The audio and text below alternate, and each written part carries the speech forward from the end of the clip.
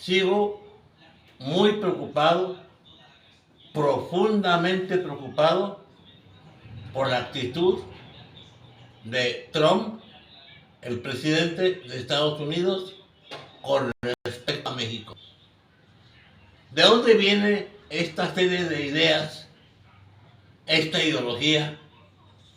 No porque lea a estos autores, no parece una persona ni siquiera mínimamente instruida.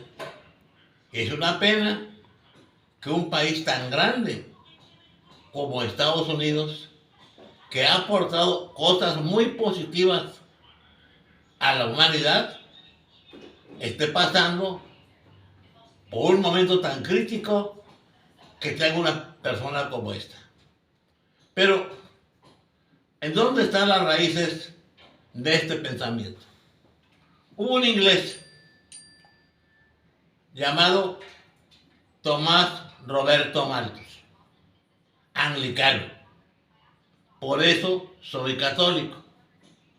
Los católicos siempre tienen, por negativo que sean algunos de ellos, que los hay, tienen una vocación por la gente del pueblo y por los valores más esenciales de la humanidad. Tomás Roberto Malthus, era inglés y anglicano. Hizo un libro que fue un bestseller de su época, Ensayo General sobre la Población, e hizo otro antes, que era un libro sobre economía política. Este hombre es una gente que ve de cerca las primeras etapas de la revolución industrial y ve los sufrimientos y las penurias de los más desprotegidos de Inglaterra, de estos habitantes de los campos que fueron liberados, entre comillas, desarraigados, sin terreno y sin nada, y enviados al trabajo brutal de las fábricas de aquella época. Malthus dice que Dios ha determinado para toda la humanidad una gran mesa, una enorme mesa redonda para la subsistencia de sus hijos predilectos. Pero que algunos de esos no saben dónde está la mesa. No tienen ni idea siquiera de dónde está. Y además, por lo mismo sostiene que no es correcto llevarlos, porque sería un problema. Correrían el riesgo de que no comieran bien los que sí saben dónde está la mesa. Malthus era enemigo declarado de las leyes de pobres. No quería que hubiera leyes que aportaran algo a esta gente empobrecida. Decía que Dios, decía él, Malthus, yo no, que Dios era muy sabio y que en su inmensa sabiduría enviaba constantemente, periódicamente, enfermedades que entonces se llamaban epidemias para los pobres.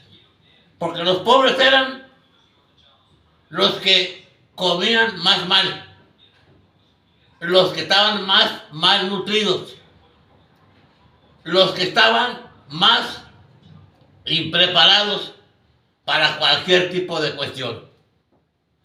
Y entonces, esta gente desnutrida, mal alimentada, hacinada en viviendas completamente impropias para ellos y para toda forma de vida, viviendas no higiénicas, donde esta gente se aglomeraba, se apelotonaba, vivía en pequeños espacios muchos de ellos aglomerados, y esta gente era víctima de enfermedades que eran para ellos devastadoras. No tenían ni alimentación apropiada, ni tampoco posibilidad de acceder a servicios médicos o a medicinas apropiadas para enfrentar ese tipo de enfermedades. Y que además las autoridades no debían acudir rápidamente, prestos a su auxilio.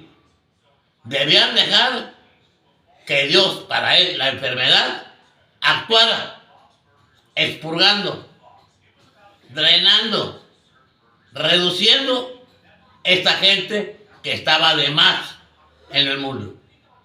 Esta era la idea de Tomás Roberto Malthus. Pero además, Dios, decía Malthus, no tenía solamente las enfermedades para ayudar a los buenos, a los que merecían vivir, despojándolos de estas gentes que no tenían derecho. Dios además usaba lo que llamamos catástrofes naturales, las inundaciones, los terremotos, los huracanes, los ciclones, etcétera, los deslaves. Todo esto también, ¿a quiénes perjudicaba? ¿A quiénes afectaba más? Una vez más, a los más pobres, a los que tenían las viviendas peor construidas, a los que vivían en lugares peligrosos, susceptibles de inundaciones periódicas, los cuales los afectaban definitivamente. Los que vivían cerca de volcanes, cerca de cordilleras o en las mismas cordilleras, y que eran víctimas de deslaves. Una vez más, Malthus recomendaba a los gobiernos, en general, a cualquiera, que ocurriendo el desastre natural, no actuara inmediatamente, que esperara, que actuara lentamente, que dejara que Dios actuara, seleccionando, desapareciendo a aquellos que en realidad no merecían existir. Esto eran ideas de Malthus, pero había que ayudar a Dios. No bastaban las enfermedades ni los desastres naturales. Eran purgas necesarias para los que no merecían estar existiendo, y ayudar a los que sí tenían el derecho de gozar de la vida plenamente. Había que ayudarlos con las guerras. Las guerras, decía Malthus, y eso con gran precisión. Las hacían los poderosos, las hacían los intereses imperiales, los intereses de los grandes gobiernos. Malthus fue un súbdito inglés. En los momentos en que Inglaterra era la reina de los mares y tenía el imperio colonial más grande que había visto y que ha visto la historia. Las guerras las hacían los poderosos, pero ¿quién las peleaba? El pueblo. Los pobres, los que iban convocados a ellas, a pesar de ello, a luchar y a pelear contra gente contra la que no tenían ningún interés negativo, gente que no les había hecho absolutamente nada, pero esta guerra tenía el efecto de expurgar, de purgar, de eliminar esta gente que no tenía derecho ni siquiera a existir, menos a estar en la gran mesa que tenía la naturaleza, Dios, para los que lo merecían.